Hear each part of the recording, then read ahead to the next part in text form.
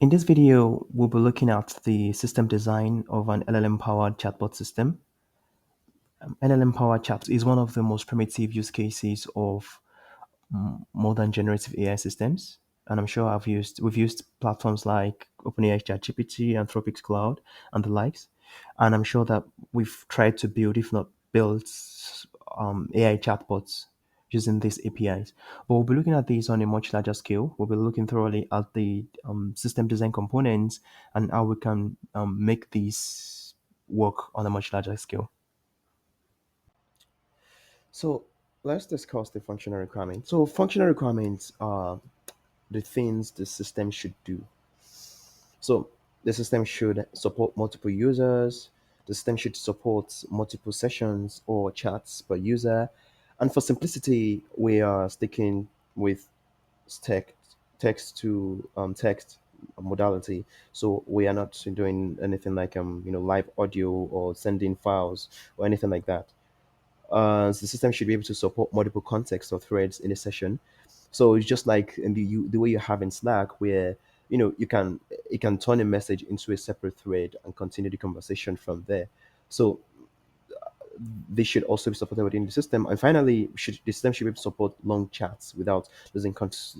This is just telling us about the context resilience of the system, right? So we can see it as the ability to support long chats or conversations without losing context. So how long should this be? Well, let's say be pretty long enough. So that covers all the functional requirements. Now moving to the non-functional requirements. So the way I like to explain non-functional requirements is that these are the qualities the system should have while trying to achieve the functional requirements. So, for example, the system should support multiple users. In other words, the system should be multi-tenant.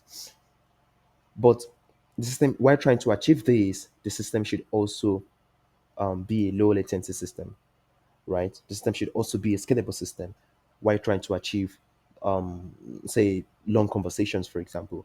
So that is how you see multiple requirements. So these are the things you're trying to achieve. These are the qualities you have while trying to achieve this. So, for example, someone could drive a car, someone can move a car from point A to point B, right? But while trying to move a car from point A to point B, which is a functional requirement, they should also drive safely, right? So you want someone that drives safely while also trying to move a car from point A to point B. Because what's the point of someone being so safe that they can't even move a car from one point to the other? And conversely, what is the point of someone being able to move a car from one point to the other but being reckless at it? So that is how you see non-functional requirements. And in this case, we have just a few non-functional requirements, again, for sake of simplicity, because you were surprised that system like this can really be troublesome to design.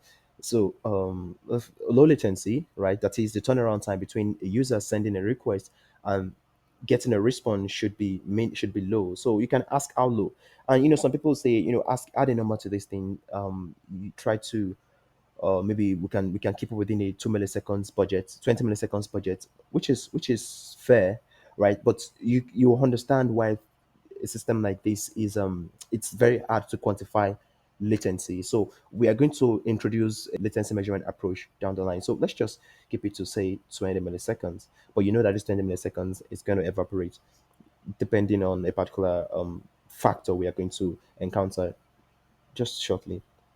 System should be scalable. That it should be able to support many users or many users. So let's try to go big here. Let's try to say 1 millisecond, 1 million con- 1 million concurrent users, right? So concurrent users means more million users are using your platform at once. Then maintain token rate limit. So yeah, we can try to combine these two and say maybe they are also part of, say, token management. They're part of token management. But yeah, these are the simple non-functional requirements we want to maintain. So the first thing we need to do while designing the system is to define two things, right? The first is the entities, and the other is a set of interfaces. So for the entities, you can see them as the objects in general. These are things like the user, the thing, the data tables. So- and then for the interfaces, you can see them as actions that are going to be performed either by the object or on the objects, or you can see them as the individual API calls you have to make, right, to manipulate each of these entities. So simplistically, you can see them as functions, right? You have individual functions you have to call, right, to manipulate these entities or these objects. So let's talk about that. So let's just state what our entities are going to be. So we need a user entity, right? A user, of course, since it's going to be a multi-user platform, we need a sessions entity, session entity. We need a thread.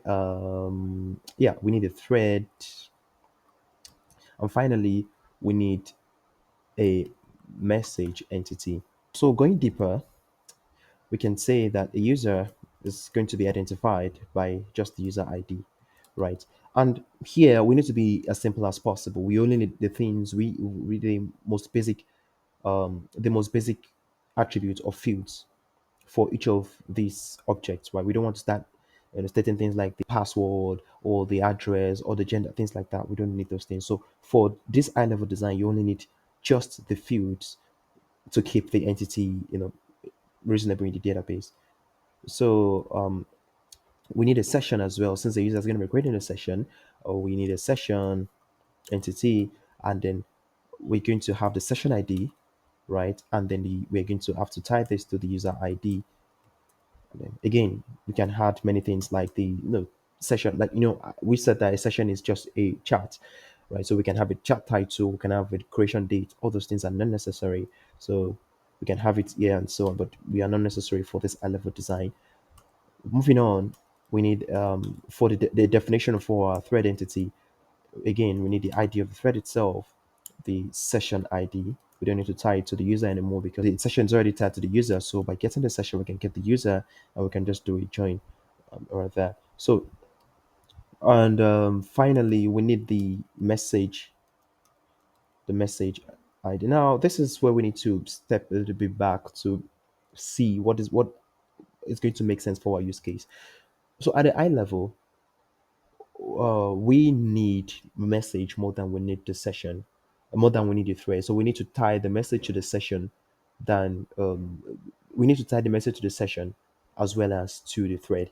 So from a user interface perspective, if you open a chat, for example, you wouldn't see a list of threads. Rather, you'd see a list of messages, right? And then for each of the messages, you can then follow it from there. So it means that we need to also tie this message to the session as well as the thread. So for a message, we are going to have a message ID as usual, the thread ID, of course, and importantly, the session ID. That is so that we can just get all the messages that belong to a chat without having to go through the thread. So at a high level, so what is also important for this entity is the sender. So we need to know who the sender is. So we can say sender type, for example, or it could just be a sender. But it's important to be specific when you are dealing with something like this. So you should let this know that this sender is not going to be, it's not referring to an entity, rather it is referring to the sender type. So we can say that the sender can either be either user or the chat the chat bots or the bots. Mm. So at a very high level, this is what we have. And of course, you need the message. You need the message itself. Yeah, I think we should have included this. This field. I mean, these entities in our declaration so far, they are what I think are important for this system design. So of course you can expand this where you want. And if this is an interactive um session, say in an interview, for example, if you can, bounce ideas off your interviewer, or if it's with your client, you can get your feedback on this, or with your teammate or your manager. The important thing is that you get the skeleton, and then you can then think about what is around that skeleton, the muscles and everything. So this is what we have. Now going into the interfaces, what are the API calls or the individual actions we want to take? on this object or want this object to be able to perform on other objects. So user should be able to create a session, right? So user should be able to create a session, and then we should get the session ID from here, right? A session should be able to create thread. And don't forget that we also have the concept of threads. So every session should also have at least one thread. So it means that we have while creating a session, we are also creating a default thread for the session. So yeah, for I think this should suffice for the entity. So this should just give you an idea of how you can extend this and create entities. So of course, this is going to be a longer list. If you're creating, if you are writing tests, for example, this is of course going to be much longer than this. But just so that we can save time here, again, if you are in an interview, you would need to state all of this out. So now, I think it's time for us to start designing our system at a high level. So a system like this, the first component is of course the client, right? So the client could be a mobile client, could be a mobile client, a desktop client, whatever it is. Um, and we need a server to which the client is going to send the request. So we call it a server. Uh, note that Notice that we haven't decided whether or not the client is going to be an HTTP client. So, but we know that we need a client send a request to a server. And for this to, of course, the clients and server relationship still needs to be present, still needs to be illustrated in our diagram, because well, that is what you need in every remote system. We have a server that is ready to receive a request, and a server that is sent a client that is sending requests to the server. So now let's go into our functional requirement. The first one is to have a multi-user platform. With this model, it's not we can't serve this functional requirement yet, because when you create an account, it needs to be saved somewhere. So for this, we are going to need a database. So this is going to complete the first cycle, which is a client creating an account, creating the user object, and even perhaps the thread and session objects needs this relationship.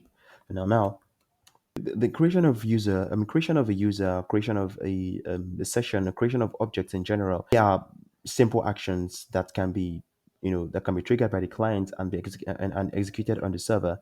So this should be simple HTTP client, a simple HTTP request, and this is going to be an HTTP client. So an HTTP client sending HTTP request. So with that, we are stating that HTTP stating that this is just going to be a stateless interaction between a stateless communication between the server and the client. And why is this the case? Because the creation of a user and and a session and a thread, we don't need to maintain a state, right? Which is that a user can send a request to the server executes it, and the server sends a response to the client. Whether or not the client is available to accept the response, it's not important to the server anymore, right? A client can decide to make another request to see if their account has been created. So that can be handled in a stateless format. Second consideration we need to make, which is the database. And the reason why this is important is that we need to save the question. We need to save the users. So when we create a user, we need to save their credentials somewhere. Now, people are going to say, people. This is where people make mistakes, and people try to think too shallow about this. They are trying to be too shallow about their considerations here. People say, some people might go and they might say, this is going to be low latency system is going to be scalable. So out of the box, we need a NoSQL database, or we need a MongoDB or something like that. If someone makes a case for any form of any database, right, whether relational or non-relational, and they're giving you, primitive, or they have given you simple reasons like, oh, can't you see it's going to be 1 million, it's going to support 1 million concurrent users, and it's going to be 20 milliseconds of latency. So off the bat, we need to make sure that it is NoSQL. Well, that is not the best way to, right, to make considerations for your database choice.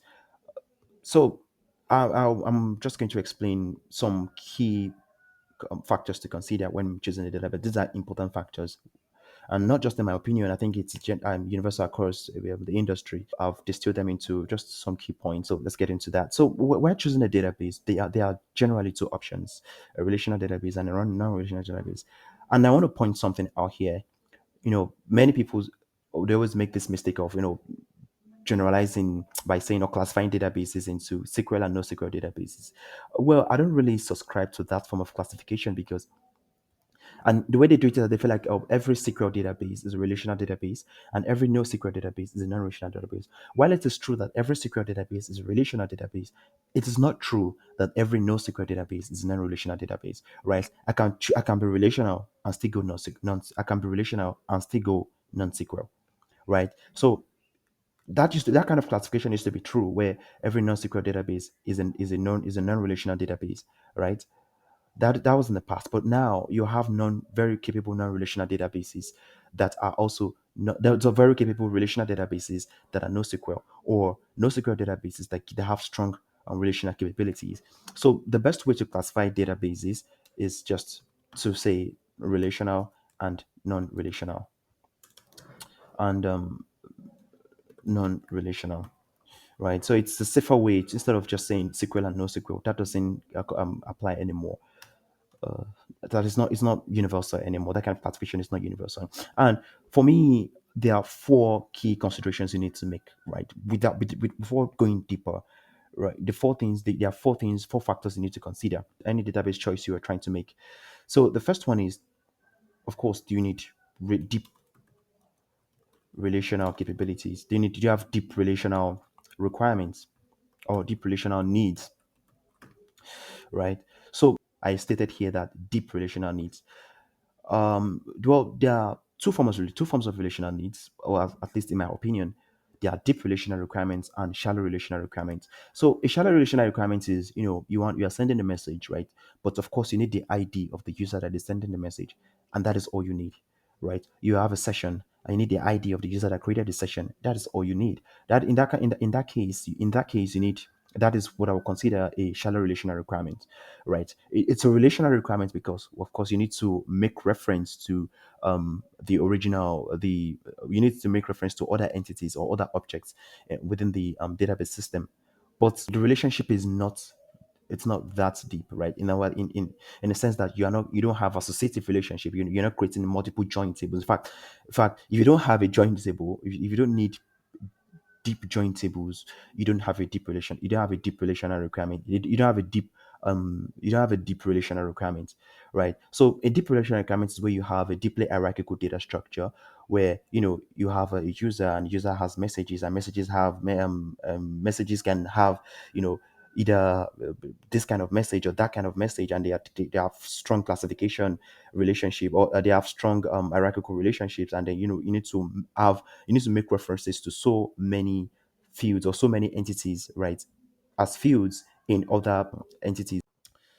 So in those kinds of cases, we are already having deeply hierarchical data structure that needs deep relationship. So that is one factor to consider when trying to identify your relational needs.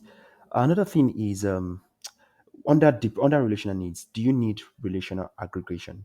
Where a relational aggregation is where you want to make complex aggregations, but you also need to leverage the relationship. For example, get me the scores of all the students that took CSE 243, and they also applied for this particular course, and they are also master students, things like that. So when you need this is also under deep relational requirements. So let me just call them real estate relational aggregation function. So you want to get the average score of the students that take this certain course, and then they live in this area, and then they also took this course, and then they, things like that. Analytics. Then put it that we want to do analysis and data. So that is one requirement. So that is how you make the relational considerations. So the other one is consistency. Now, the way you look at consistencies, and the simplest way to look at consistency is: would there be any case where more than one, where at least two operations we'll try to modify one object, right? That is, we try to write one object, right? That is one. Or will there be a situation where a an operation will try to read the immediate write of another operation, where it is important that a read operation needs to get access to the result of an immediate write. So again, so I can simplify that as two read operations happening concurrently, two read operations, or at least many write operations depend on the immediate read. So let's say you are trying to in e-commerce, for example, you are trying to place an order. All right, you're placing place an order for an item, and then with the item, the page says there are two items left, and then you add one of those items to cart. In fact, you go ahead to checkout, and then someone needs exactly two of them. At the same moment when you were trying to checkout, the transaction was confirmed, and at that moment someone who needs exactly two of those items. Say you only place an order for one of those two items, right? And then someone comes who needs those two items. Your system shouldn't display two items anymore because someone just placed an order for one of those items. So your system should update the item and say, well, was one stock left for this particular product. So immediately you are making a change to that item, your read operation should also reflect that change. So we also need to you also need to evaluate your level of the level of your consistency need. You need strong consistency, right? So in that case, maybe you don't need that much. Or maybe the consistency needs to be strong, right? Or the consistency needs to be a little bit weak or permissive consistency, or maybe temporal consistency where your system can be consistent at certain times, like in my case, where at the point of checkout, right, your system needs to be consistent. So the third one is the volume. Will you be writing large volumes of data, or is your data volume going to increase quickly? Or so we're talking about going from 1 gigabyte on Monday to going to 100 gigabytes on Friday. Do you need so how much storage space? The reason is that some database systems start fumbling when the volume grows very, very large. When the volume grows very, very large, some data systems start fumbling. So that's why you need to make sure that, okay, am I going to be sharding early, or do I don't want to? If do I don't do I not want to think about sharding at all and just go with something that just out of the box supports very large storage volume? So and finally, and as I mentioned, finally, read and write frequency. So are you read heavy or write heavy? So read heavy is that are you going to be reading more than you'll be writing? Write heavy is that are you going to be writing more than you'll be reading? And this one really doesn't really matter right, at least with modern databases. If you go with a secret database, for example, say Postgres, for example, which is a fantastic database. So but if you know how to tune Postgres, you can have really, really good write efficiency, because we know we used to blame Postgres or generally relational databases that they need to maintain the ACID compliance before they make any writes. You know, they need to make sure that everything is ACID compliance before they make any write, and that thing chips off of your latency, right? Your write latency. And it's even worse if you have a large volume. Then they need to find a way to add that to the already growing list of your records. So that used to be very terrible. But now Postgres is gotten very efficient. Gotten very efficient. And I'm surprised by many companies that are now using Postgres. Big companies, they have started releasing the technical report, and talking about how Postgres has been helping them. I'm a Postgres stan. I love Postgres, but just I don't want to share my own uh I don't want to be sentimental about but it's Postgres is fantastic. So those are the four things you need to consider. No matter how lazy you are, you need to make these four considerations. And one consideration that you now eventually need that you need to make based on your requirements, based on these four other requirements. In fact, based on the second one is availability. What are your availability needs? Availability needs. So the availability needs. So do you need it to be highly available? And in many cases, when you need availability, so when you need availability, you might not even have consistency. In fact, in all the cases, in fact, this is a theorem. It's called CAP theorem, where you have consistency, availability, and partition tolerance, where Consistency and availability are mutually exclusive. Where if you have consistency, you might not have availability, or the cost of having both is very high. So, um, availability needs, which means that do you need the system to be available, accessible, or to need to be accessible, even if you can guarantee see consistency. So that is why you need that is availability needs. So, and finally, maybe going to the cap theorem again, partition tolerance, where do you want to be able to does the system need to be able to be present, right, on different, on multiple clusters and multiple regions and all. I think this is just maybe in large systems this is very important, but this is something you need to also consider. So does the system need to so if your system needs to have to made of read replicas or write replicas, would that impact any of the aforementioned non-functional requirements? So that is one thing you need to consider. So now, based on these four, let's start with the four, and then we can see how we can go with that. So, do you have deep relational needs? Well, no, we don't. We don't, because look at if you look back, if you go back to our model here or our entities here, they are relatively simple entities. They are, the declaration is primitive in the best case. So it is not going to be a problem. Relational needs, and we don't need to. Definitely don't need relational aggregates to even think about that. Consistency. Well, it's a chat system. We don't need consistency. That we don't need it to be consistent. I mean, you don't need to. If something goes wrong, just send a message again, right? You don't need to always have to. Nobody's reading your write, right? No two people will be trying to read your write at once. Since it's expected that you be the one sending since there's no group chat, there's no group chats, group messaging. We don't need that, and we don't have a case where there'll be two write operations. So don't forget that we also these two write um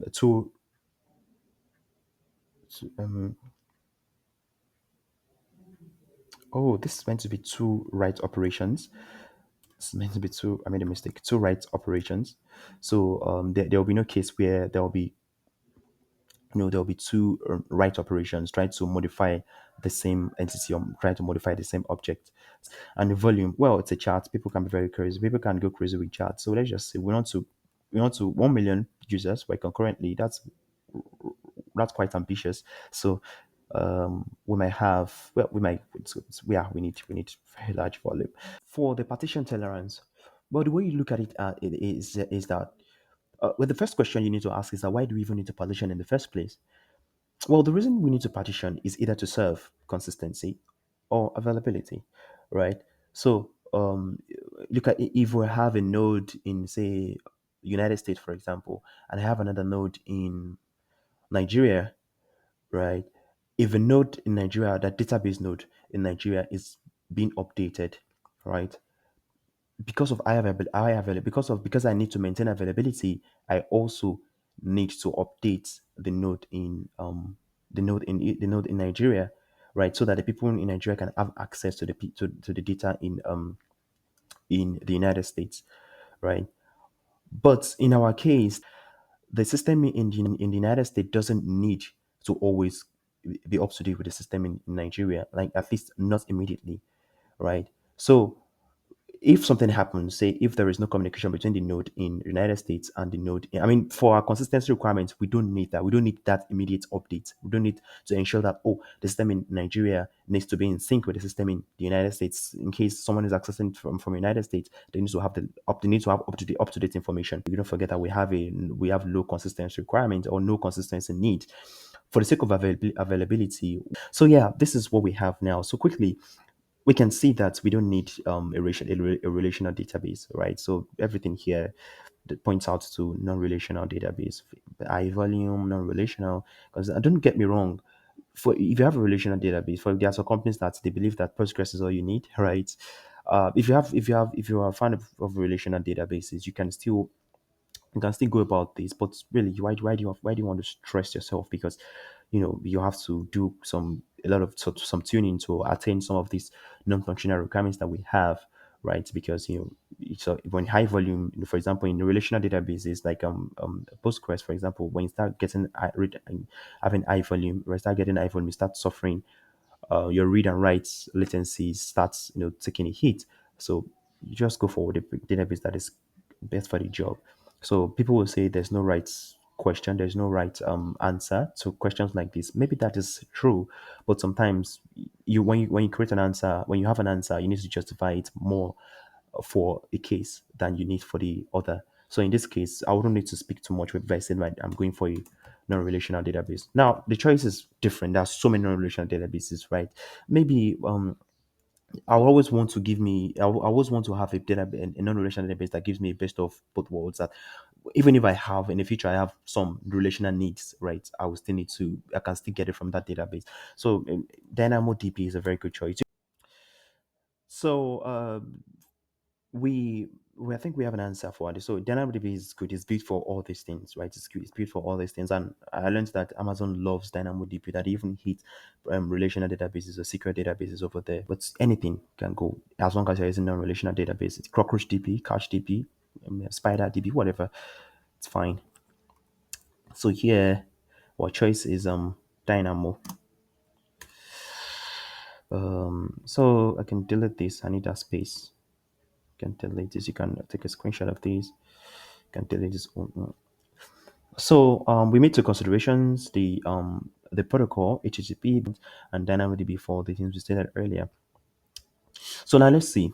We can create multiple users, right? We can create all these objects. We can perform CRUD operations. Don't forget that we have more than just create operations. We able to perform regular CRUD operations, and we can create multiple sessions and multiple threads and content. So I think what we have left is for the chat, right? Well, the way most chat applications work is we are always um, reaching out to the OpenAI API, right, to serve this particular capability. So, in a lot of cases, your system is communicating in with, and it's been stated here that we're having an LLM provider. So, we have an LLM provider here, whatever it is, OpenAI, Anthropic, whatever LLM provider. Oh no, pardon me, it's early in the morning, and then you can hear the birds still singing outside. So yeah, the LLM provider still is here, and then your server is the one communicating directly to the LLM provider. Why is that the case? Why not? We don't want the client directly communicating with the LLM provider. Then you're sharing your keys and sharing everything else. So yeah, I don't need to think too much about that. Pardon me, but it's sorry. Some of there might be some noises coming into leaking into the microphone. That is what we have here for now. So let's see, does this satisfy our requirement?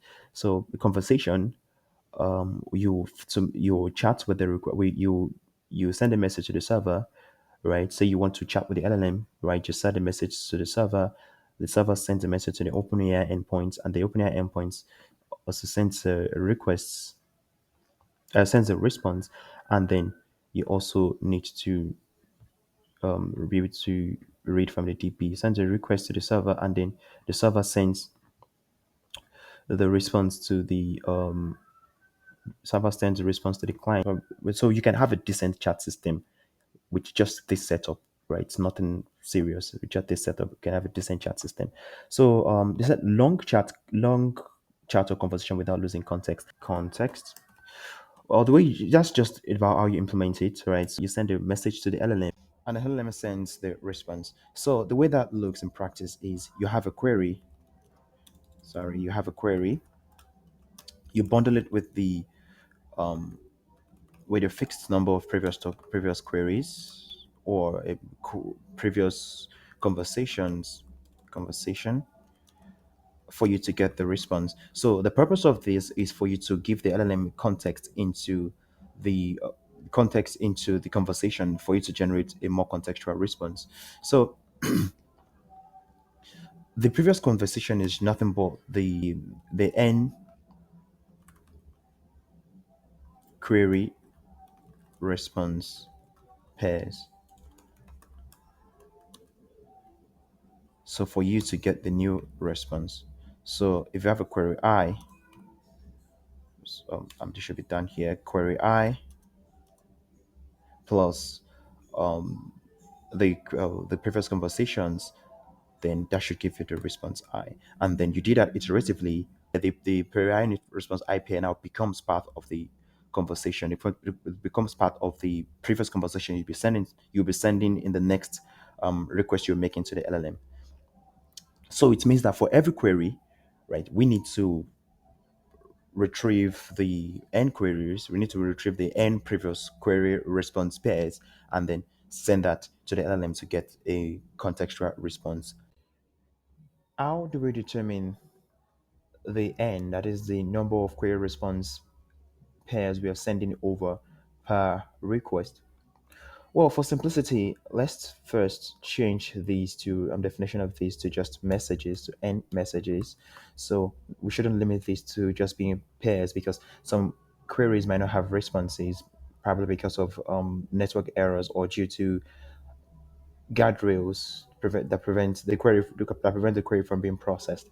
So let's just make these end previous messages. So how do we determine the number of previous messages you're sending? Well, the first thing we need to remember is that every language model has a context limit, which is that is maximum number of tokens you can send in plus the maximum number of tokens that can be received as the response. In other words, let's say the context limit of our language model is k, so we can say context limit is k, and we define that as the size of the input message or the query plus the size of the previous messages and the size of the response. In fact, it must be the case that the maximum number of tokens must be either greater or equal to this expression here, which gives us the idea that the number of messages we are sending is actually equal to n plus 2, where n is number of previous messages and the two are both of these inputs, message and the response. So it means that each query, right, must be less than or equal to the maximum query, that is the maximum token length of a query is equal to is greater than, I'm sorry, must be less than or equal to this expression here. So that gives us an idea. So it means that we have a simple mathematical relation between. I think this is a good expression to have, just so we know how we can set the maximum number of previous messages we are sending per request we make to the LLM. So it means that we have the choice to change these as we prefer, because that can give us an idea of which size of which value of n is better.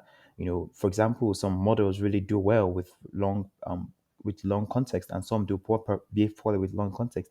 But if you can find a relationship between the number of tokens you allow for the input and number of previous messages you're sending, then it means we can always be within that limit. So this is for you to choose, but just out of my head, I'll make this 25. So I'm just sending in the 25 previous messages, and say I have a token limit of say 8,000 tokens. So it means that token limit will be max equals around 300 tokens. So the maximum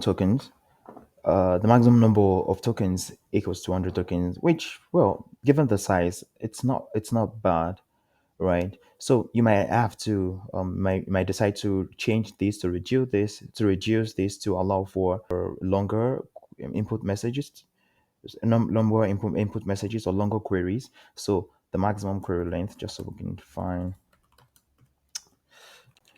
So how does this fit into our system? Let's try to walk through this. We send the input message, which we call the query. We send that to the server, and then we retrieve the last n messages, which is queries and responses, whatever we have, whatever we have in that window, and then we bundle that with we run that with the query. We send all of that to the LLM for us to get the response. So plugging this into our system design, it means that we send them the query here. Again, whether I call it query or I call it input or I call it the input message, they estimate the same thing, but I might be mixing terms here. But what I mean here is the query, the input message. It doesn't include the last n messages yet. So this is the query, the user's input, and then when it hits the server, we retrieve the last n messages,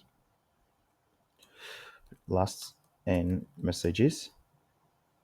When we send a query for the last n messages, we bundle them here. So we can call it LLM input, LLM input, pardon me, LLM input, which is the query plus last n messages. And then we send that to the LLM, right? So that is what we send to the LLM.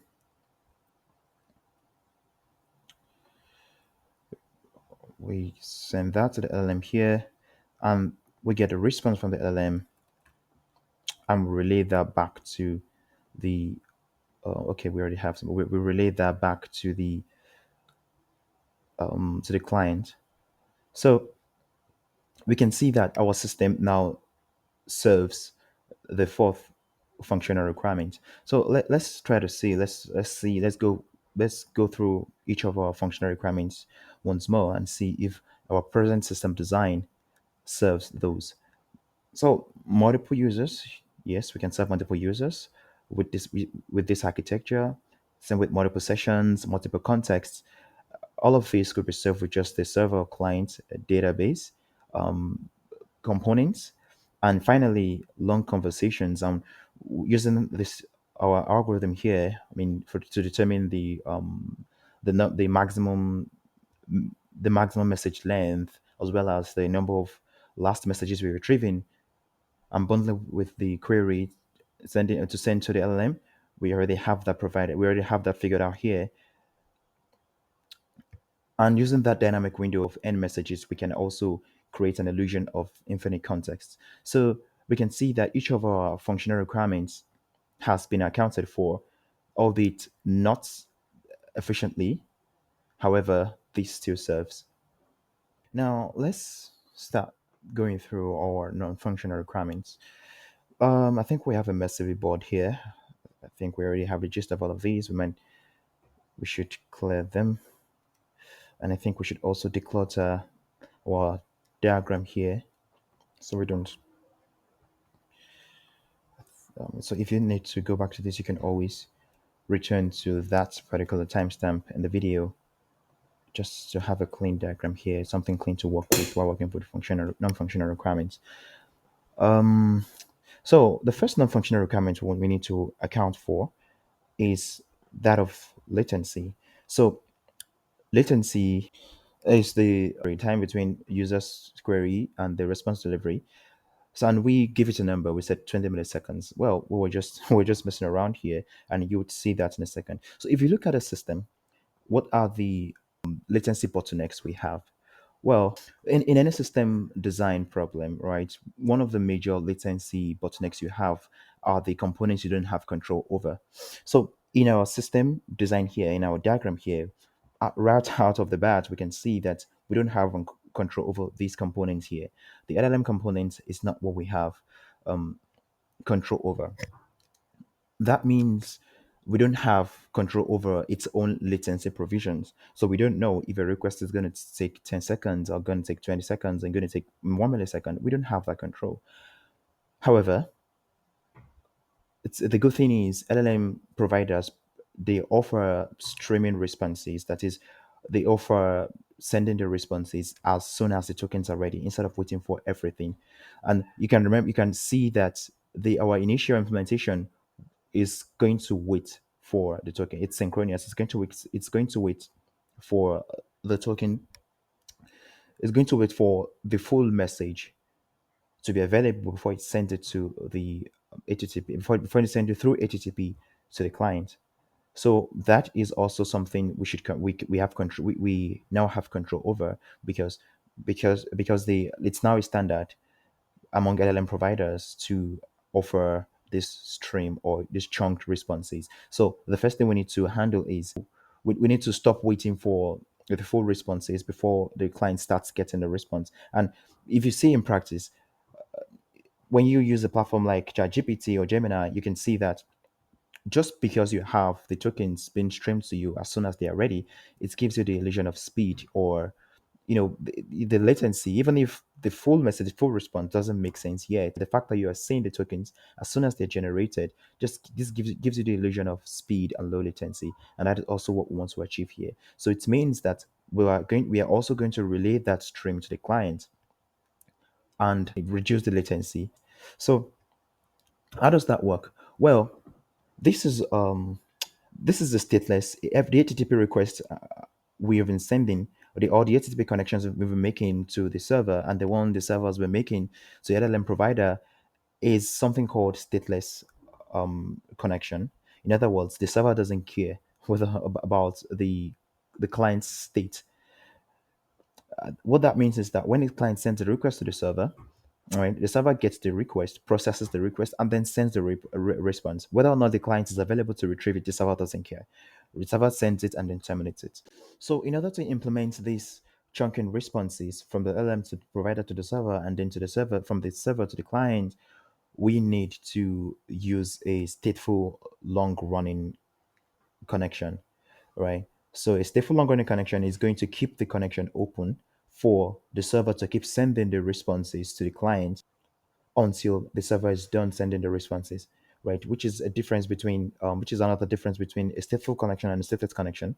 So in a stateless HTTP connection, like the typical RESTful HTTP that we have, the server doesn't maintain the any information about the client, right? So the server sends that, like I described, the server just sends it when it's done. But now the server needs to preserve information about the clients, right? And then keeps sending a response through that open connection until the server is done, or until the server sends the last response, or even until the client terminates. If the client terminates, then since the server has information about the client state, the server can know that the client is terminated, or the client is no longer on the other end of the connection, and the server wouldn't bother to send more responses to that particular target or to that particular client.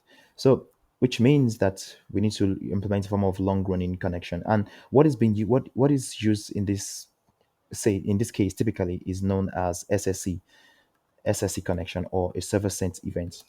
So a server sent event is an HTTP connection that is long running. First, it is long running, so it means that it's it's maintained for a much longer duration than the typical HTTP. And also it allows for the server to send responses in chunks. So a simple illustration is here. This is the client and this is the server. A client initiates a connection to the server, right? And then the server holds that connection by creating by preserving the information of the client in its memory, and then sends the responses as chunks, right? So instead of sending them as all at once, it sends them as chunks. So part of the responses are sent over the connection. So just sent as chunks, and then the server continues to send the response until the server is done, until the last chunk is sent, or of until the end of the message is reached, or end of the response is reached, after which the server terminates the connection. So this of course depends on the server, so the server can keep the connection for as long as it's as needed, also depending on the configuration on the client side. So for example, say you want to send hello world as a response, for example, right?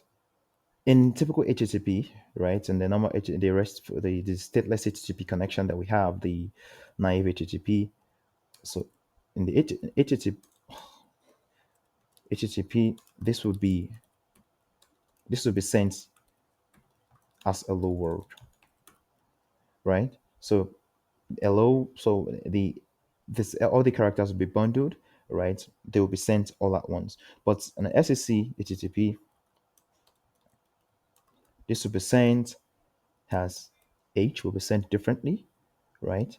And then a new line or the end of chunk character, the end of chunk character is sent, then he is sent differently, end of chunk character, um, the hell is sent differently, and so on till the end. So then by the time I reach D, I can terminate it. What signifies the end of the chunk, right, is the header. So the header for an SSC for an SSC is also different from the header for an SSC is also different from the header. That's if there's no there are other headers you can set, to tell it when to retry or how long it should try for, many other things. You can learn more about SSC. I wouldn't want to go into details here. So that is what we're going to use. So I'm going to state here that I'm going to use two forms of connection: the HTTP and the SSH HTTP.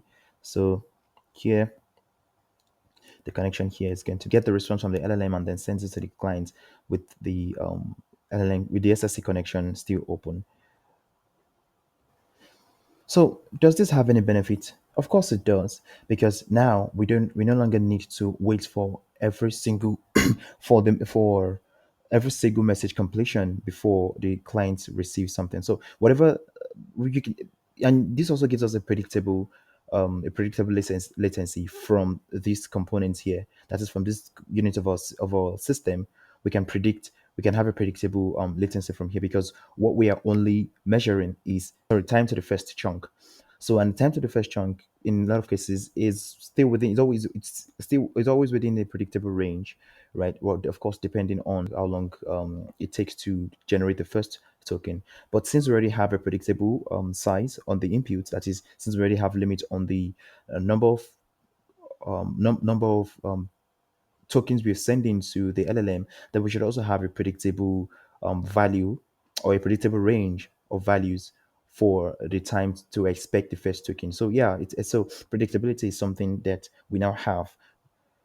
So for the latency, that is also going to improve our latency. But maybe you not the 20 milliseconds, but that is it's a very good improvement, and you can try this out practically to see what I'm talking about. So we always have something as we have, like, sometimes you have up to 300% jump in latency gains just by chunking alone. 300% jump, which is four times what you already have, which is very good. That is not the only bottleneck. We've solved one part of the bottleneck, but sometimes we have a data flow bottleneck. So we mentioned earlier that we are always going to bundle the last n messages, right? Is we're retrieving from this channel or retrieving from this component, bundle that in the server, send them over. But also, do not forget that when we send them over, we also need to persist them in the DB, right? So that, of course, we can keep a record of what is being sent. So that's what I forgot to mention earlier. That we also need to persist that. So when we send a message through and get a response, we also need to send the response as well as the user's initial query, and as well as the user's initial query. And you can see the back and forth journey from the server is also going to be. So let's try to document our efforts towards a lower latency. So what are the problems we're facing? So the problems we have, the first is that of delay, right, due to the HTTP. So we have delay in response from LLM and server.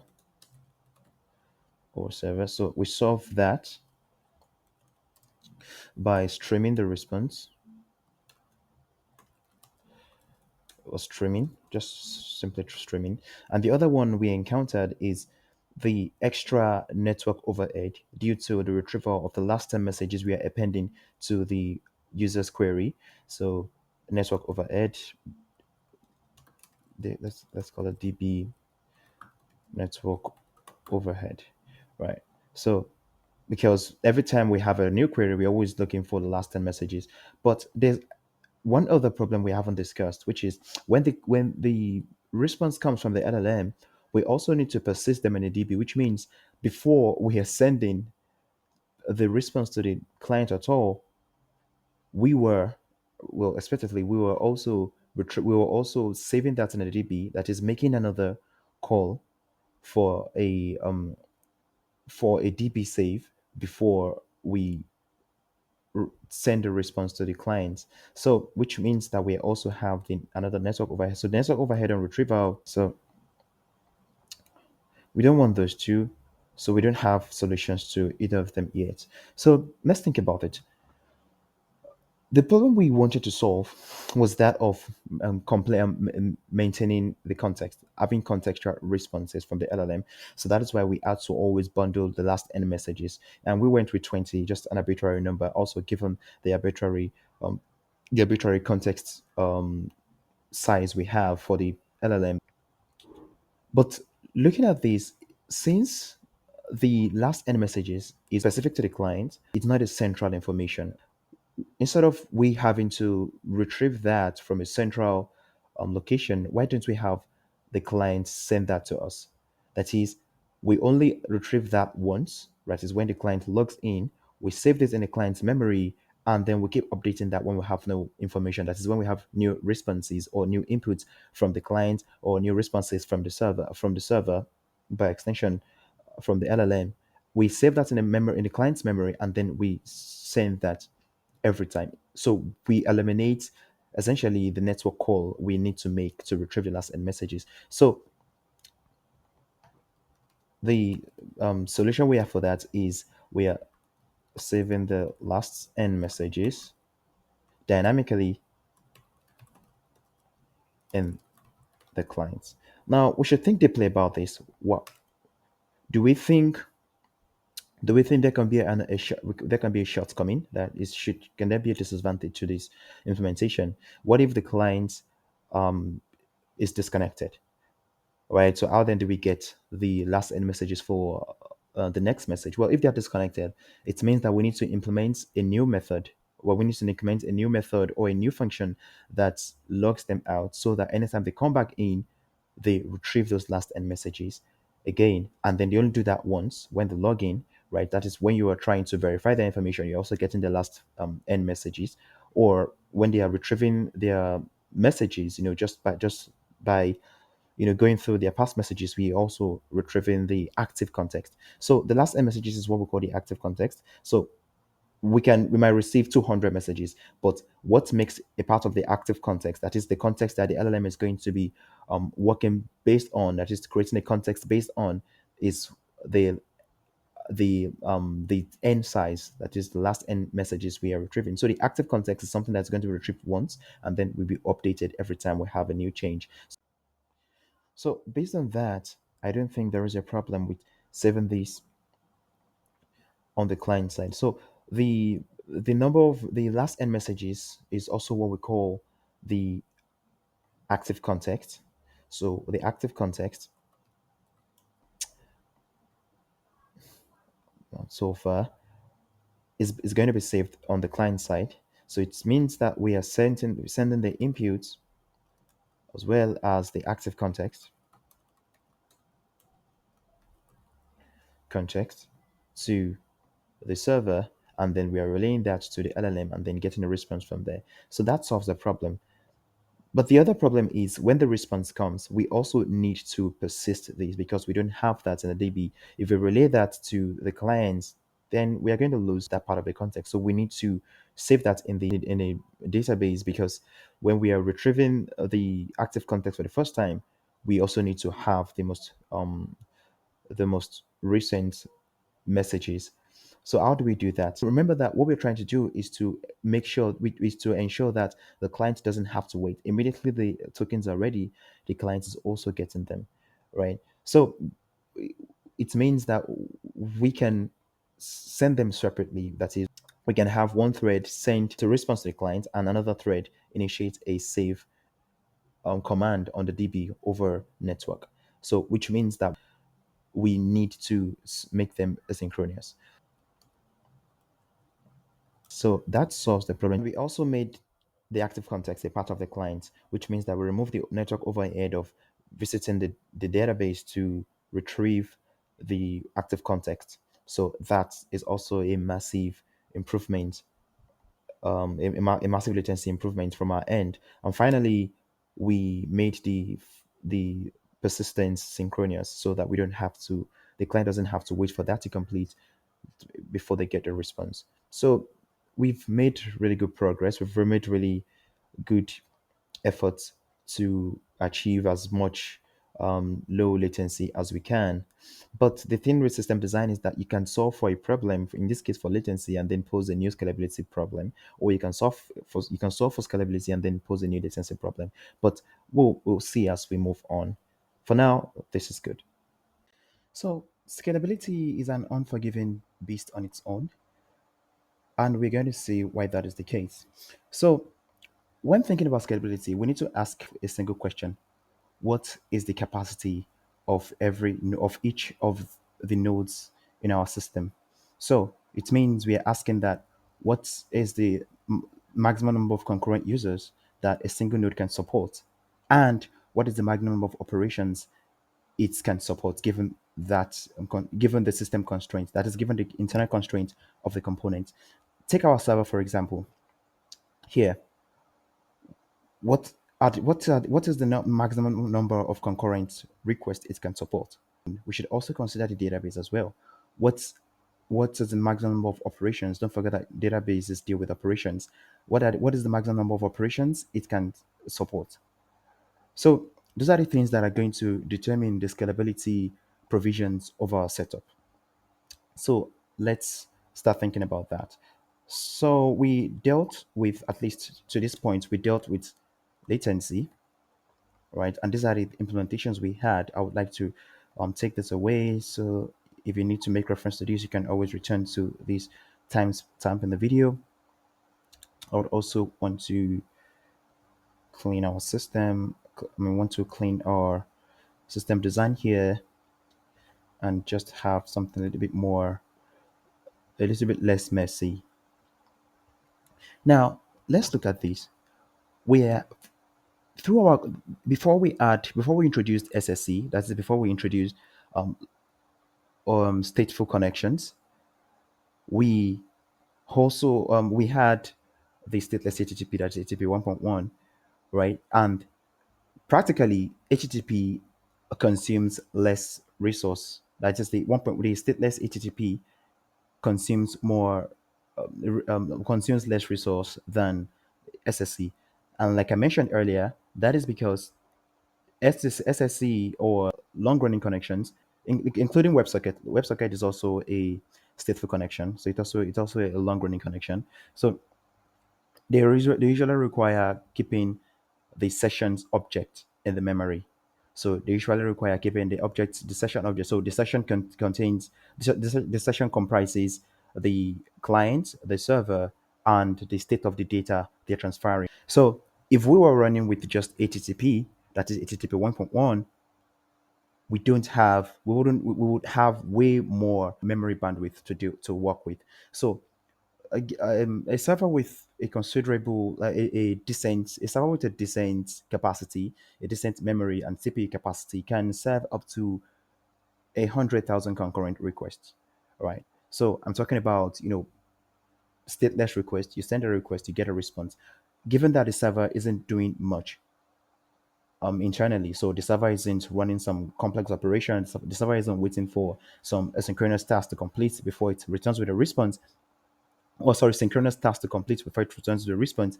If it's asynchronous, then that is better. But in the worst case, right, the best case rather, an HTTP 1.1 connection or an HTTP 1.1 request sent to a server, right, doesn't consume much memory bandwidth. Everything consumes CPU time.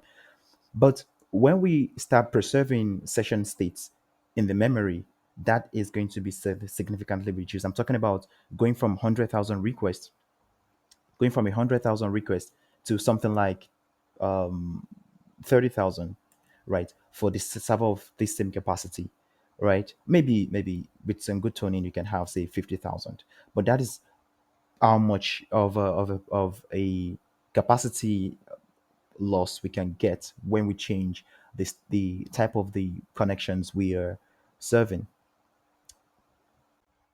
But we should note that 100,000 requests, it's very ambitious. I mean, it's attractive, right? But with modern software stack, things like background processes running, being run by the operating system, we have the runtime overhead of our application framework.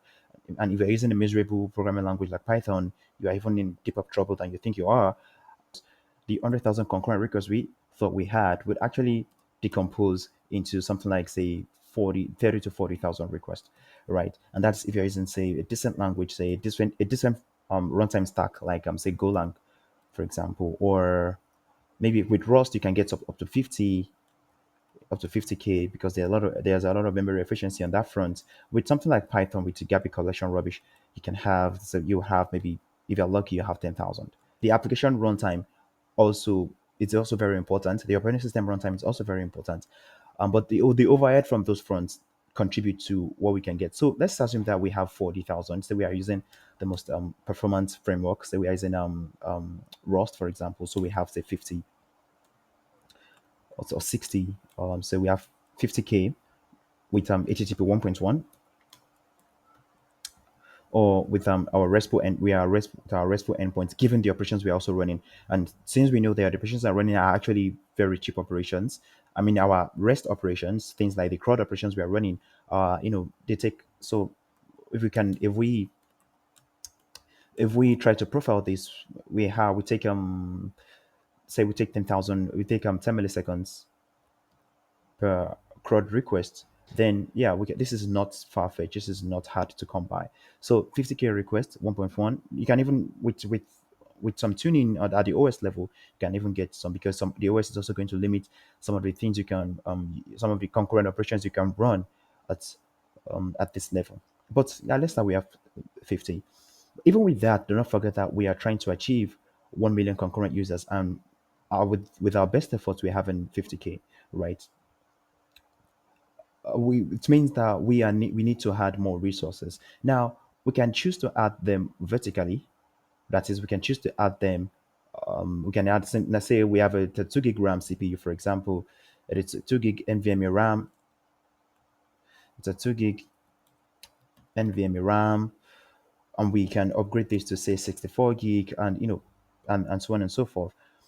But that is also going to have its own scalability issues, because there's a limit to what we can add, and these things get expensive, right? These things can get expensive. That is one thing you need to think about when you are thinking, when you're trying to compare between horizontal and vertical scaling. People think that, if you have a monolithic software architecture, people think that, you can just go with vertical scaling, but sometimes it gets more complex, more complicated to fix things like this. And also it gives you a single point of failure. So if the server goes down, for example, if the server goes down, it means that you are also disappointing 1 million people. So assume that you can have up to 1 petabyte, 1 terabyte of RAM. That is good, and that may be able to serve what we need. But if this thing goes down, right, can you afford to disappoint 1 million concurrent users? So that is one reason why you can't just go all in on vertical scaling. So it will be hard to fix certain scalability issues when you have them on when you've adopted vertical scaling. So sometimes it's good to go vertically, say up to 64 gigabyte, for example, but also pay attention to the fact that you can't just go all vertical, because that is a single point of failure, and we don't want to serve. So if you have a few numbers, right? If you have, say, you have 20,000 users, maybe you can go vertical, right? Again, that is if your business can afford to disappoint 20 million or 20,000 users at once. But in my case, in this case, we can afford to disappoint 1 million concurrent users. So we are going to scale horizontally. And by scaling horizontally, that means that we are adding more servers instead of adding um, more vertical resources, like more disk or more more CPU capacity, or an upgraded CPU capacity, or an upgraded RAM capacity, we are adding more servers. So which means we are having more of these, right? So we can add one for now. So let's just add one for now. So it means that the new server is also need will also need access to the LLM provider. So now, of course, this is a new problem because our clients isn't aware of this server, right? Our client isn't aware of the server, and we need to make them gain access to the server, right? Depending on some conditions. And also we should also pay attention to our growth in disk. But sometimes for databases you can always just scale them vertically. Adding disk spaces or more uh, capable compute would suffice, right? And database also requires in fact you have no choice. You need to scale diagonally when dealing with databases. You need to scale diagonally. By diagonally, it means you need to scale vertically. They're adding more disk space, and then you need to then start scaling horizontally, that is by adding more database instances. And even with that, because of many things with data corruption, databases being going down, you need to create multiple instances of the same database, right? And then you have to update them, right, using whatever principle you prefer, where you have a leader follower principle, or you have an asynchronous write principle, or you might have a read replica or a write replica. But for this case, I think we can just keep scaling it vertically for our DynamoDB instance, because DynamoDB is a very that's it has it's a very reliable provider from AWS. Then this is a very good provider, so you can just keep adding. So depending on your needs, you can always keep adding. And we wouldn't really go deeply into database. We can just keep scaling this vertically. So back to our servers. Now we have introduced a new server. We need a way to let the client know, or we need a way for the client to access the server. Well, we can't just tell the clients. We can't just give the clients multiple options. So let me just move this away. So we can't just give clients multiple options that you can to choose from. You can't just tell them to connect to either of these anytime and anyhow they feel. So we have a new component. We're introducing a new component into our system, which is what we call a load balancer. So a load balancer, a load balancer will be able to route the client's request to the appropriate server. And don't forget that these servers are of the same instance. So which means that we don't need a complicated load balancer. So a load balancer, say an Nginx load balancer is going to serve, right? Or Elastic load balancer from AWS is going to serve, right? We just little configuration. We don't need much from that. So we said we have 20, we have 50,000. So it means that we'd need 20 of these servers, right? We need 20 of these servers. Don't forget, about scaling 1 million users is not easy, right? So 1 million concurrent users is not easy. So again, depending on what we have. So if your tuning is good, and say you can have up to 100,000 concurrent requests, or connections, or concurrent requests being served per server, then it means we only need 10 of these. But we won't just bundle these 10 on the same on the same in the same setup, right? We won't have them with the same setup, and we're going to get to that reason shortly. But for now, let's just have a few more. So we can have a few more servers, right? Say we have three more stuff. So we have 300 concurrent requests. That is giving the arbitrary number of 100 concurrent requests. So let's talk a little bit more about this load balancer. So what this load balancer does is that when it's introduced into the system, whenever we introduce a load balancer into the system, right?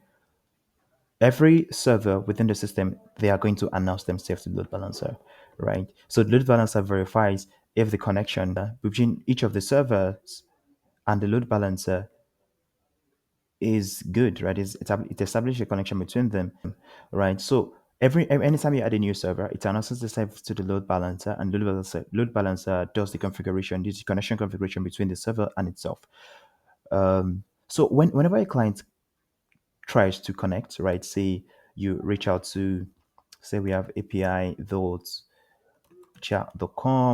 what you're actually doing is that the DNS resolves this to the load balancer, right? So by returning the IP address of the load balancer to you, right? So the client then establishes a connection between itself and the load balancer, right? The load balancer does the initial check in a process known as the handshake. So this handshake involves things like TLS check, which is the security check with its security establishment between the client and the load balancer. And when this connection is established, the load balancer then routes the connection, the request from the client to any of these servers. So there you can use round robin, which is a way of sending requests to a server alternatively.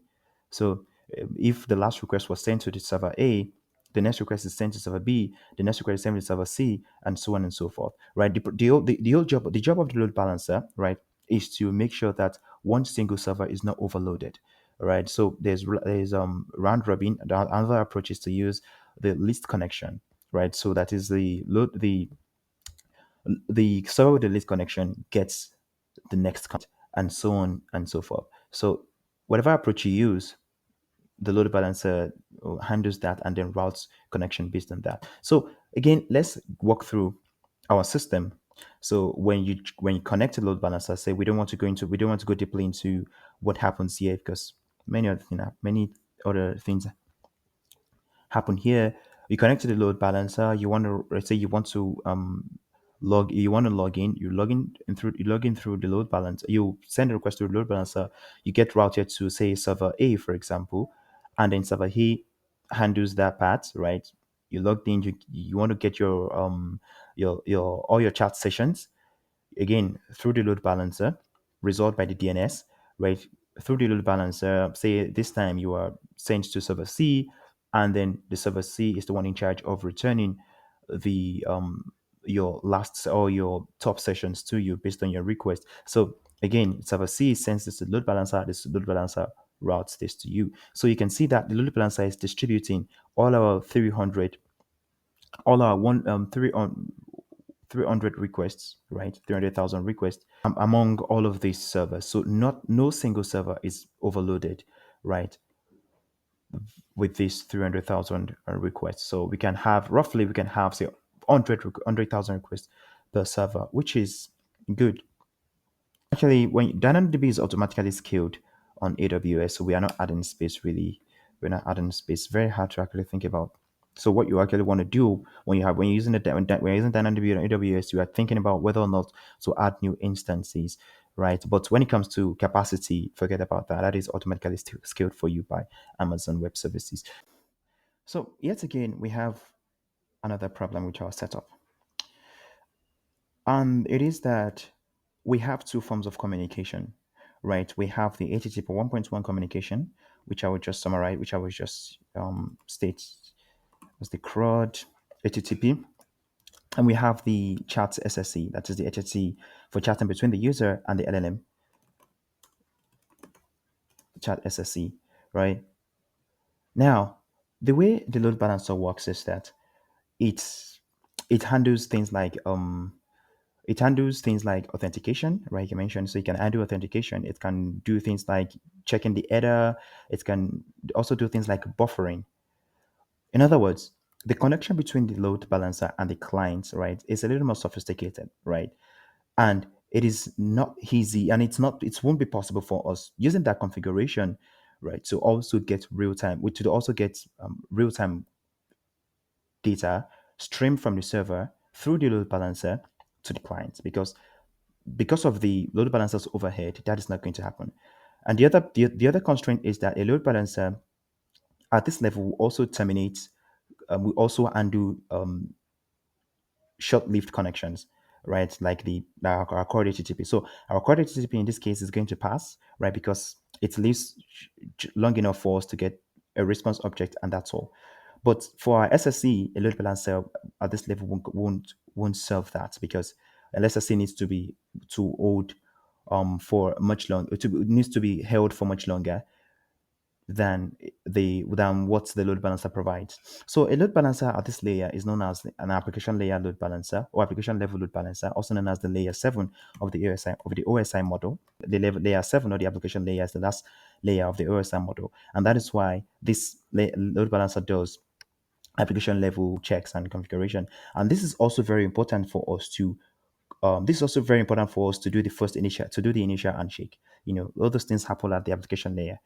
Now, but we need something more low level than that. So the best thing we can do is to find a way for the load balancer to open the channel, right? To have like to act like a proxy, like a byte proxy in this case, whereby the byte from this, right, is being proxied through the load balancer. The response from this in bytes is being proxied through the load balancer to the client, right? And in that case, we won't have the load balancers overhead. So the load balancer will act at the layer 7 for the initial configuration, but it's going to go a little bit, it's going to go at a lower level for us to serve that proxy, for us to serve as that proxy layer between the client and the server. And that proxying happens at the layer 4 of the OSI model, also known as the transport layer. So what we're going to do is that we're going to open just the TCP. We're going to open a TCP connection just between the load balancer, right? We're going to act as a TCP proxy between between the client and the server. So we are going to open the TCP channel between the load balancer and the server, right? So, but the issue with this is that we will have to go. That would be after the load balancer has already operated at the layer 7. That is, the load balancer is going to go from layer 7, and whenever a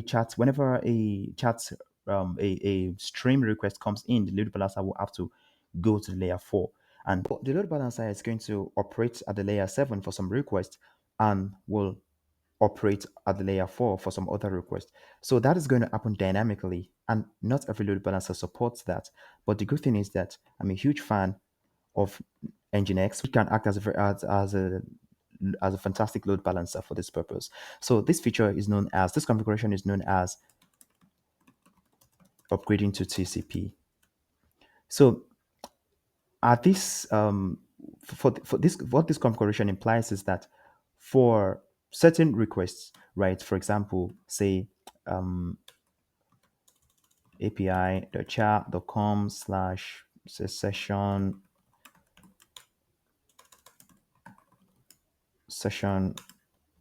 ID/stream.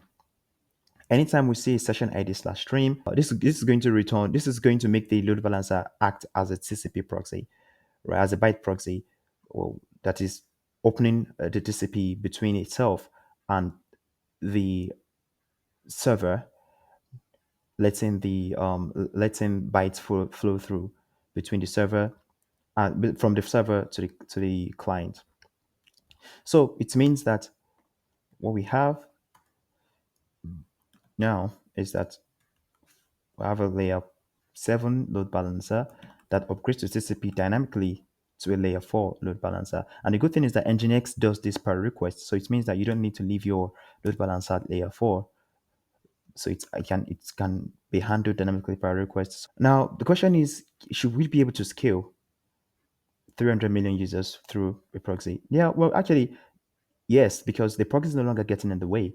Now, what happens on layer 4 is very simple, which means that it doesn't even if all those 300 requests are hitting the load balancer, with the configuration we have, the routing configuration we have on the for the load balancer, that takes just a few milliseconds before that gets to the server, and then that now depends on the latency configuration or the latency setup optimization on the server. Again, this can happen dynamically when we upgrade to TCP. So I'm not going to go deep into the configuration for Nginx, because again, this is not meant to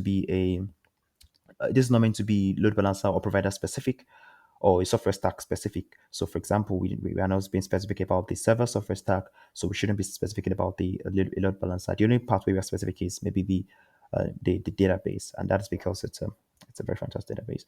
So that is how we are going to scale the server connection. That's how we're going to scale the SSE connection between the client and the server. Now, there's another problem. Don't want peace. I want problems always. But before we talk about that, let's talk about the scalability efforts we made so far. So the first thing we did was we scaled horizontally. We added a few more servers. What we also did was we introduced a load balancer, introduced a load balancer, and we configure it to upgrade to TCP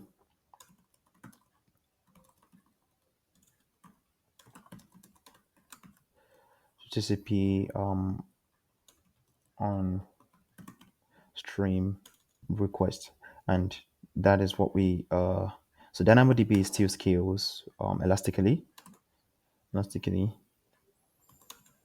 So this is what we've done so far.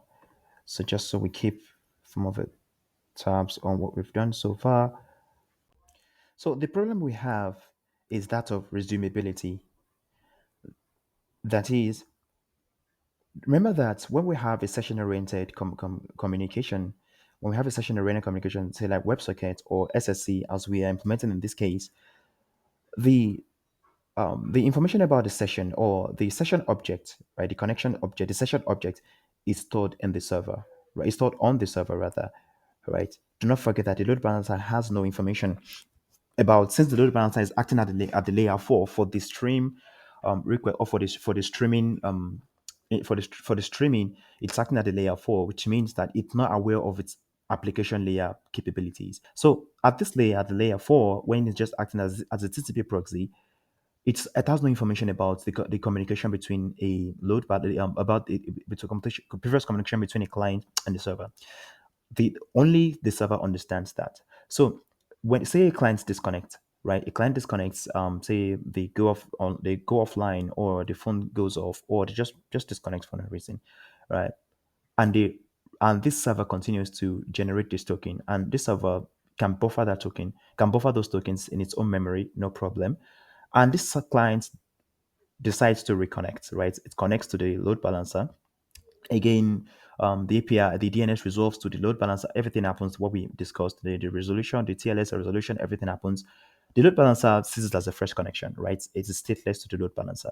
So the load balancer just assigns a random server, whether it's round robin, whether it's list connection, whatever it's list traffic, whatever. So again, leaving the data on this server. Don't forget that this server is a server that was hosting the connection initially, hosting the SSE chunks initially, but now the client is now aware. So now this server is the one hosting the connection now, right? So it's a problem, that of resumability. Resumability. Sorry, my keyboard is small, so I'm just making a typo. So the the resumability issue can only be solved if we have something like an external, or well, a global buffer, right? And we can implement that using something like Redis. Well, maybe Redis not for this case. Maybe something like that can also act as a message broker, right? Say like Kafka, for example. Redis can do almost everything, but the problem is that Reddit doesn't scale for things like this. So, but we are not going to go into that, because again, we are not trying to make it overly available, right? It's not a mission critical system where they need to get access to the latest token, right? So the way we can just forfeit, sorry, we can just do away with resumability, and whenever a client comes in, right? Whenever a client comes in to check, whenever they reconnect, right? And the load balancer assigns them to a random server, we can just send the previous messages to them. Now, do not forget that this is being buffered in the memory, right? Whenever whenever the server notices that, whenever the load balancer notices that the connection is terminated between the client and itself, it also terminates the TCP between the server and itself, right? So the server can then take what it buffers and then send it to the memory, to the database, right? So it takes it off the memory. So the chunk is being buffered in the memory, and now there's no one to get the chunks, right? The server just sends that directly to the database. So when the client comes back online, remember that each of these instance each of these instances has access to the database. They can always check, oh, you're getting what are your since this client is going to get the previous messages anyway, we can just load the recent message as part of the previous messages and then send that back to the clients. So which means that we don't need to worry about reasonability. So that is something we need to we will have to sacrifice. So the only problem we now have is that when the client comes back online in the middle of while the server that was making the request on behalf of this client, while the server is still in the middle of the connection between itself and the LLM provider, which implies that the server hasn't persisted what it's gotten from the LLM provider, since it's not persisting chunks, it's persisting message full complete responses. It means that the client won't have access to that to the chunks, right? So maybe that is something we'll also have to that's something we'll also have to that we'll also have to make compromises on, because well, we can't have it all when it comes to large scale systems. We can't have it. We always have to make compromises. So if the server then decides to make another connection, someone intends to make another stream connection, sorry, stream request, and then that opens another TCP connection, and then the response comes before this is done, that is fine. Now we can see that it's gotten much easier for us to scale our platform. So, and since we've adopted horizontal scaling, we can just keep scaling horizontally by adding more servers. So here I added 10 more servers, and that should just scale without any problem. And by at this point, you might be wondering, why haven't we addressed any form of scalability issue with the database? You might be asking, why haven't we adopted sharding or creating replica?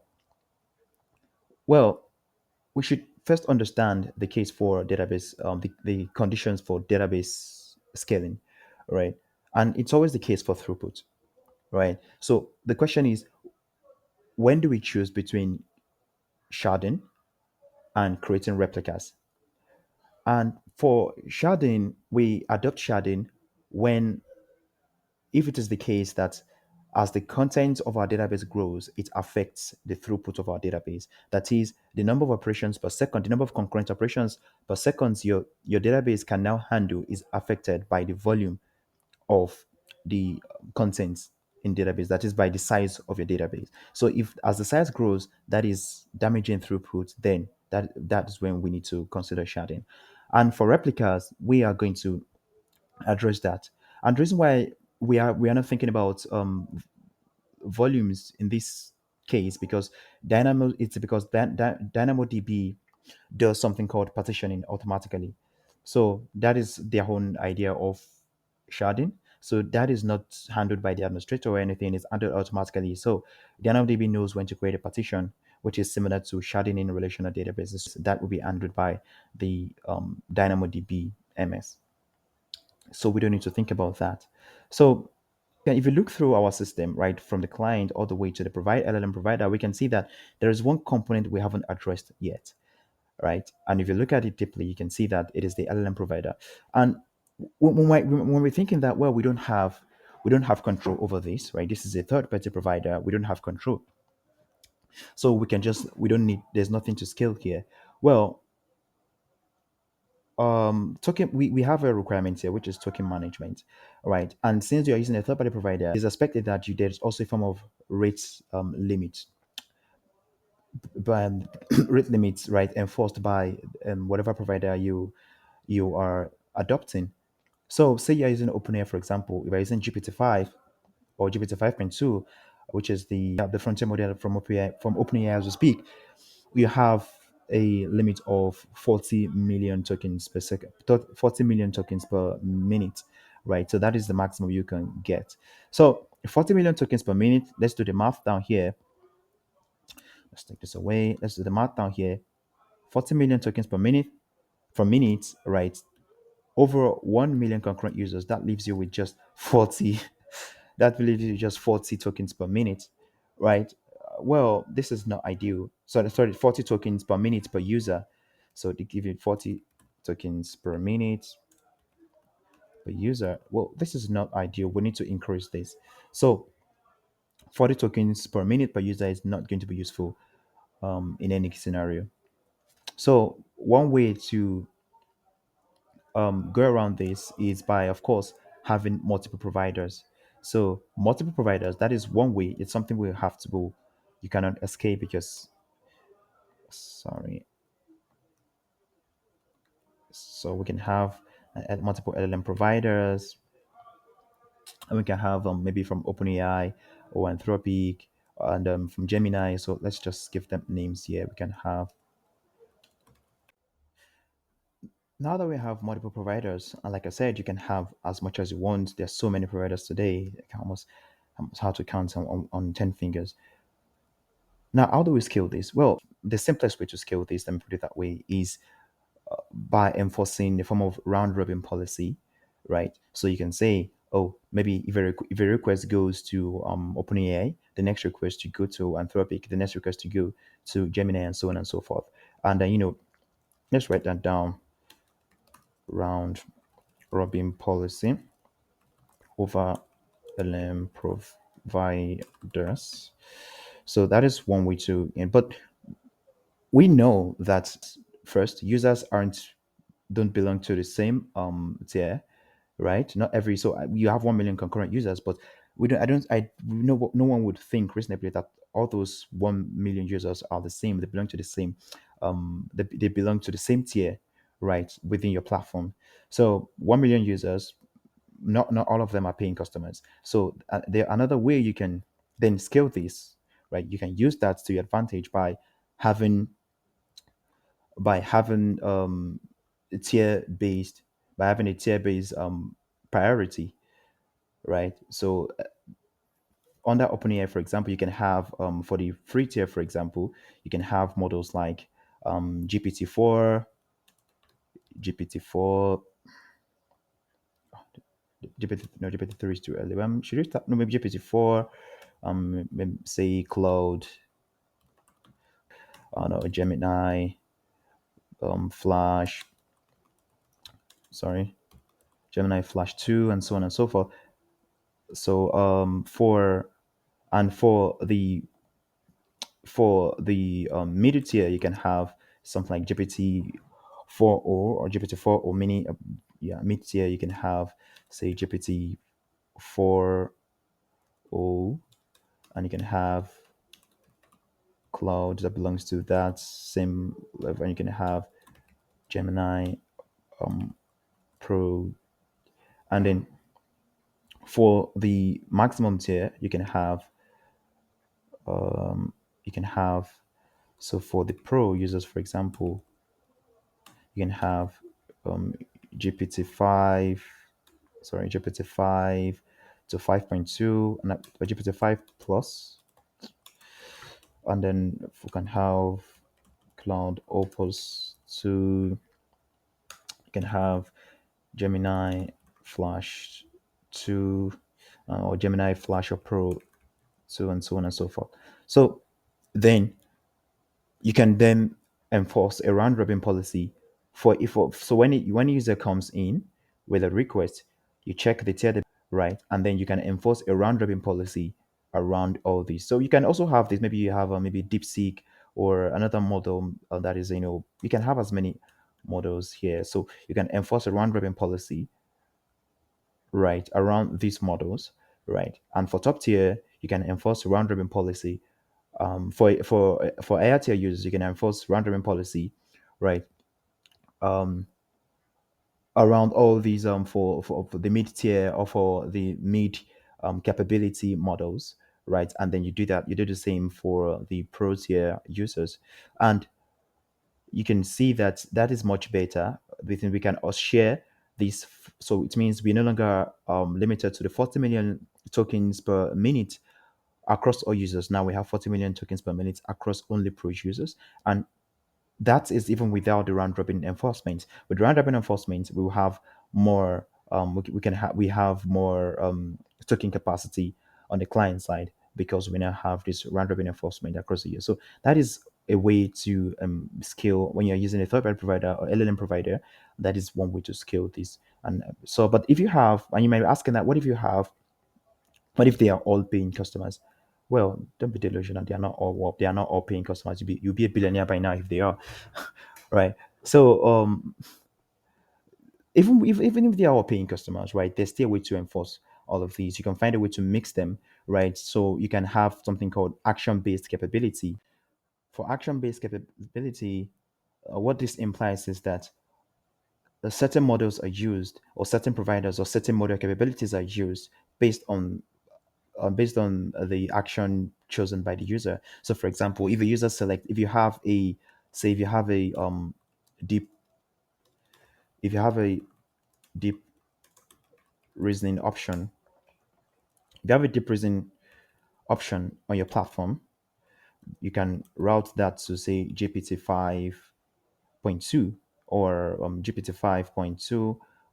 And if you have, say, you have a coding based option, you can route that to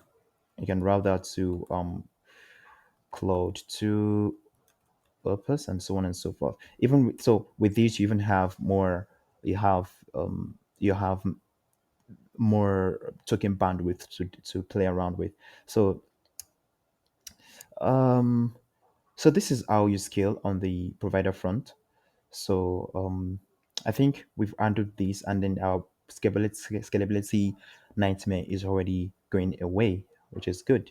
So round robin over, can add this round robin scale horizontally. Now we've added nine more. We added nine more servers. We added these, and we can implement tier based tier based. So we have a tier based approach for LLMs, or tier based priority for LLMs, and we can also have this action based capability or action based selection. So that is for scale. So we can easily reach 1 million concurrent users here while also managing our tokens. So there's one thing I just want to add in case, just from, from real life experience, right? I want, and it is, let me make this, we can begin with another clean pane here. I don't think we shouldn't, I can leave all this. Well, realistically, your 1 million concurrent users aren't coming from the same region, right? They aren't coming from the same. If you have 1 million concurrent users, it is not likely that they are all coming from the same region. Now, it may be likely if your system is localized, if your system is just within your region, your geographical region, then it makes sense. But if you have multiple concurrent users, not multiple users, right, but multiple concurrent users, which means you have way more than 1 million users in your database, right?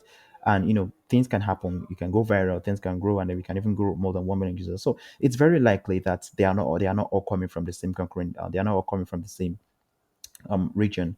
So a better approach, or another thing you can do to scale this even more, despite what we've done here, is geolocation based scaling, where all of these, right, that every single thing we have here is going to be just, we can just copy and paste everything we have here, right?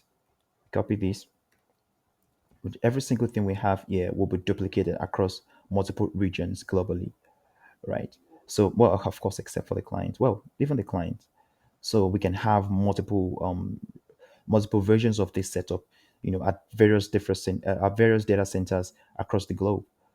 And this also has another benefit apart from making it available for each geographical region. It also reduces the load on this side of the our backend system, because even despite the fact that load balancers are ridiculously scalable and elastically, right, they can really scale using an elastic load balancer, and a load balancer that is with high scalability. They can still get overwhelmed, especially with the fact that we are going between layer 1 and layer 4, and going between layer 7 and layer 4. Yeah, even that can get overwhelming, and things can start getting hot. um, because of our unique need of keeping long running connections, and having the system open TCP streams. So how then do we make sure that a user at a given point in time is routed to the right region?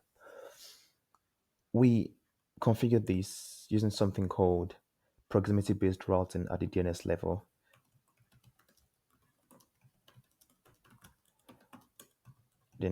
So it's a DNS configuration. So assume that we have each of these clusters, right, at various data centers across the globe. Let me call this the EU cluster, and I can call this the say Americas or North America, whatever you choose. So we are going to have a DNS configuration. Let me bring this out. So whenever we have a client, whenever we have a client make request right from their browser, the DNS is then going to resolve to the IP address of the load balancer that is closest to their region or their location. So in this case, when you make requests, right, to this domain api.chat.com, the DNS will route you to the load balancer, right, of the cluster that is closest to your region. So in this case, say you're closest to the EU region, what you get here would be eu.api.chat.com, for example. So and then you initiate the uncheck with that load balancer, and then you continue business as usual. So it's not that complex, although proximity based routing is not always accurate, but it's still something. It's a good way to distribute load across regions. So it means that 300 the 1 million concurrent users we had, right, clustered in this region, right, can now be distributed across multiple regions. So even if we have, it's also a good availability gain, because if there is an issue with the data center and say in EU, for example, then you can then route or you can then distribute your traffic across other available regions. So that's another benefit of proximity based routing. So that is how we address that. But then there is another problem, right? When if a user at home in the EU or in France, for example, they they visit this domain, right, and they are routed to the load balancer here or to the cluster here. It means that their data is saved here, right? Their data is saved in the database for that region. So if they get on a plane, say travel to the United States, for example, and they're in New York, and they try to access the platform, given our proximity based routing, they will be routed to the load balancer here, right? But their data isn't here yet. So it means that they won't have access to their data when they travel across regions. And that is not ideal. I mean, it's very odd for you to leave your country to another country and all of a sudden your um, your data is not available because you've changed region. So we need to make sure that data is available across regions. So the way we do that is by implementing something called asynchronous replication, right? So the way that works is that with regard to databases, we'll have something called active database and a passive database. So the active database is the database your server at that region is writing to. So for example, say you are in the EU, for example, your active database, right, for that region would be the EU database, would be this database right here. So it means any server that is being routed to by the load balancer will be writing directly to the active database. So when you've written actively to your active database, right? That's when the server has written to the active database, then the database itself is going to initiate something called an asynchronous write to any other passive database it needs to write to, or an asynchronous replication, right? So it means that this server writes actively to this, and this then initiates an asynchronous write to the passive database here. So call this cross region async writes or replication. So it write this asynchronously. But the drawback to this is that it doesn't happen instantaneously. So it means that um, the the database in this region won't get the immediate update right from the database in this region, and that is okay given our setup or given our requirements, because the data you are the data the data user is creating in one region isn't needed immediately in other regions, right? If we have a cross if we had a cross user messaging requirement, for example, that might need us to enforce some form of cross region consistency, but we don't need that. So we can allow for it's some delay in the asynchronous replication, which is fine. So that is just one last thing I needed to address, and so I think our system this level is complete. So if we go back to look at our non-functional requirements, we see that so we try to undo latency by keeping this in memory, by reducing the internal. So of course we cannot get 20 milliseconds, right? But what we're trying to achieve is something called the internal latency. So that is, so we have a delta, also or what I like to call latency. Sorry, I mean the latency delta plus. So that's actually right. So what this means is that whatever the latency provision of our external of our external provider is internally. So we call this the let's call this the delta plus then the 20 milliseconds. So whatever the external provision of our our LLM provider is, or in this case our LLM providers are, we are trying to make sure that the the time the time it takes for the request to reach our system and for our system to send these to the load balancer, right, doesn't exceed 20 milliseconds, right, which is not impossible. So we reduce we reduce network calls, when writing when receiving requests from the user made the database call asynchronous. So which means that uh, we can actually have a massive latency improvement.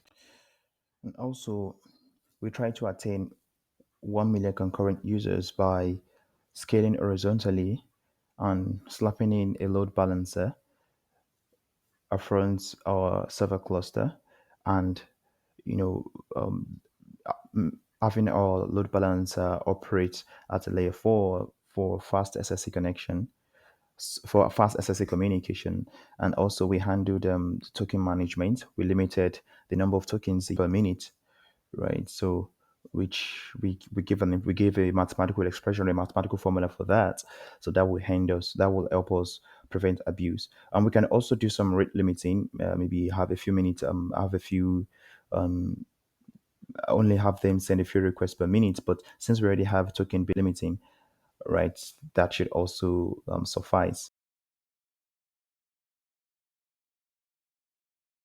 And we we handle then token management across the providers by adopting round robin by adopting a round robin approach across the various LLMs from each of these providers. So the round robin policy helps us distribute the available tokens across all our users. So and each of these users is also limited to the token limits we set earlier in this video. So this is a very decent LLM based, a very decent scalable LLM based chat system. So using external LLM providers. And we should not forget that this is a two-way communication. So if you are in the Americas region, this becomes the active database, and then it initiates an asynchronous write to every other database. across other regions. So we this becomes the active database, and then this becomes the passive one, or the primary, and then become the secondary, whatever term you want to call it. So we should also keep that in mind. So that brings us to the end of the video. I hope you enjoyed the video. This is my first video, so if you enjoyed it, please leave a like, leave your reaction to it, and then I would really appreciate it. I plan to make more of these videos. I plan to create videos that are a little bit even more technical than this, going deep into what happens in the GPU memory, and then, operations that scale the AI system design. So some may be more technical than others, some may be more low level than others. So let me know which one you are looking forward to, and I'll be sure to make any adjustments based on your reactions, based on your comments, based on your feedback. Thank you very much, and I'll see you in the next video.